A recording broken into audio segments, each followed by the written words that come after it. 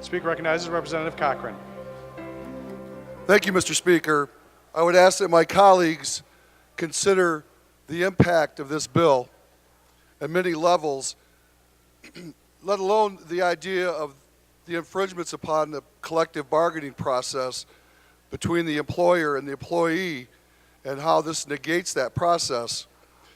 As someone who has worked at this job for close to 3 decades,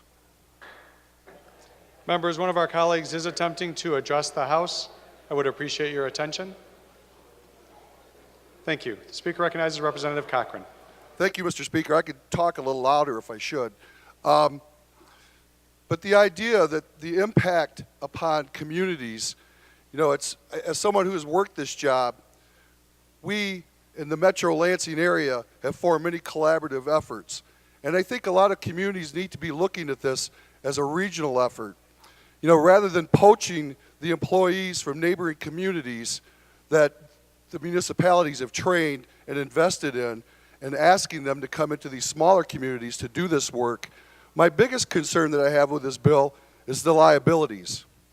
As someone that suffered multiple injuries in the course of doing this job, including back surgery and exposures to many, many things while transporting patients, where does that liability lie? Who's responsible for that liability? So again, these individuals will go into those communities and work and then come back to their employer where they work full time.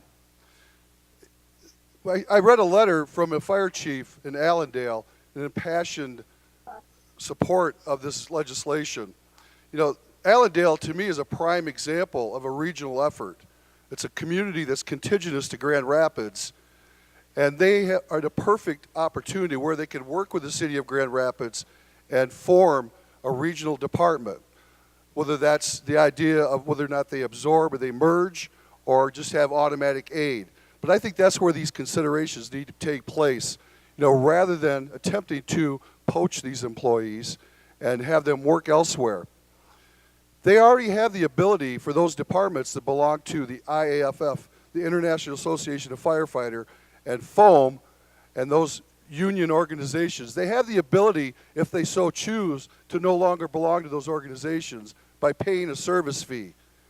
As the former union president of the Lansing firefighters and the fire chief of Lansing Fire Department, I had several individuals that chose to do that because they felt strongly they wanted to be part-time police officers. A couple of them wanted to be working for volunteer or part-paid fire departments. They have that ability currently, but no, most people want to have the protection of their union and yet still have the ability to do this. I think that this legislation is very poor legislation. There needs to be a way that we can work through this, that these communities that try and support the idea of regional efforts, mergers, and those sorts of things. Again, I believe Allendale is a perfect example of that, and I would urge my colleagues to vote against this legislation. Thank you, sir.